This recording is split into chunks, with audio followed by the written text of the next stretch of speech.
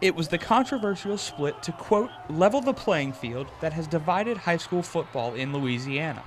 It just doesn't exist. It's impossible.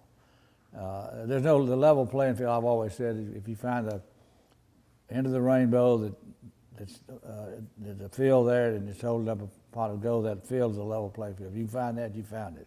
The decision, known as Proposition 18, divided Louisiana High School Athletic Association football into select and non-select schools. Former LHSAA Commissioner Tommy Henry says this isn't the first time a split has been proposed. When I was there, Commissioner had 2 attempts to divide the association. I think it was about like 94 or something like that, or early on in 2004.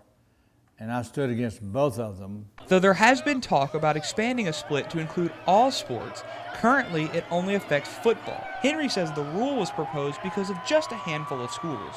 It's really 2 schools seems to be the source of concern.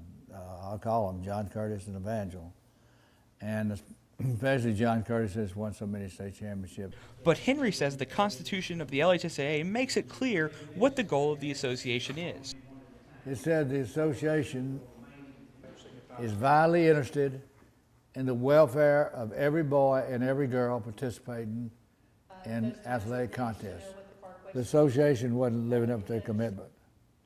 So it wasn't that I stood up for private schools when they had those 2 splits when I was commissioner. It wasn't that I stood against public schools. I stood for this rule right here. This was our guarantee that we would treat all kids, all schools the same. Now, he says schools that are labeled as select feel bullied by non-select schools. Select schools feel like they're in a minority, and they are, and they feel like they've been ostracized. And so they're meeting, and you can't blame them for that. And the Louisiana Legislature has gotten involved.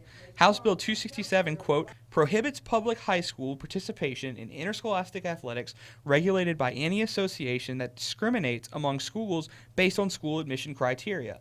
It's a law that Henry says will be detrimental to everyone involved. If they pass that law into law, it's going to be there. They'll never be able to divide the association without the public schools leaving the association.